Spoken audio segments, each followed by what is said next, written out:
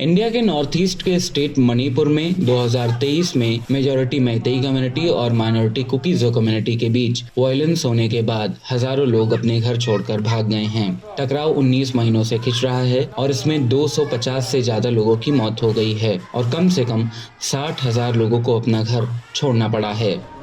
फालनीवा खोनसाई उस वक्त अपनी जान बचाकर भागी जब उनके पड़ोस में वायलेंस होने लगी। उनके घर को भीड़ ने आग लगा दी। ये बात 2023 मई की है। करीब 19 महीने बाद 35 साल की खोनसाई अब भी अपने घर से दूर हैं। There is no privacy room here, and if one children affected from disease, they will take one another.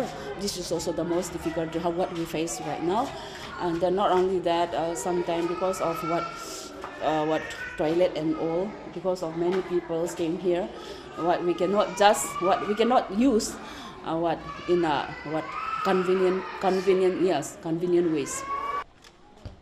State दो एथनिक इलाकों में बंट चुका है। एक पर मैतेई का कंट्रोल है तो दूसरा कुकीज़ो कम्युनिटी के काबू में है।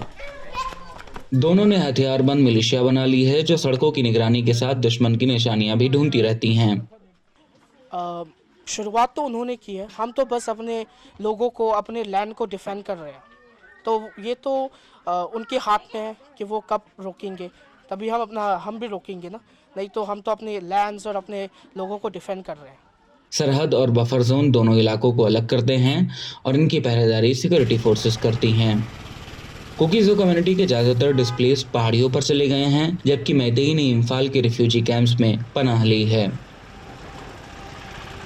यिंगसोम जंगसोम मेमी एक मैतेई है जो उस वक्त कांगपोक्शी में रहती थी जब तक हमलावरों ने उनके घर को तहस नहस नहीं कर दिया था। मेमी और उनकी फैमिली को जान बचाकर भागना पड़ा। पहले मेमी ने एक पुलिस स्टेशन में पनाह ली, उसके बाद वो इम्फाल के रिलीफ सेंटर पहुंची। अभी यहाँ में हम लोग क्या फ्यूचर बनाएगा? सुबह शाम खाने इतना मुश्किल है, हम लोग के हाथ में पैसा वैसा कुछ नहीं है। अभी क्या फ्यूचर बनाएगा? सोचते सोचते बाद में हम लोग पॉइजन खाकर भी मर सकता है। Manipur, a small state, such a small state, the center government could have resolved this in the first week of the conflict. And it's the prerogative of the center government. I don't know why the center government is still giving credence to the deluded leader which represents the party. It tarnishes the image of the party itself. I don't understand. I think the Prime Minister needs to intervene.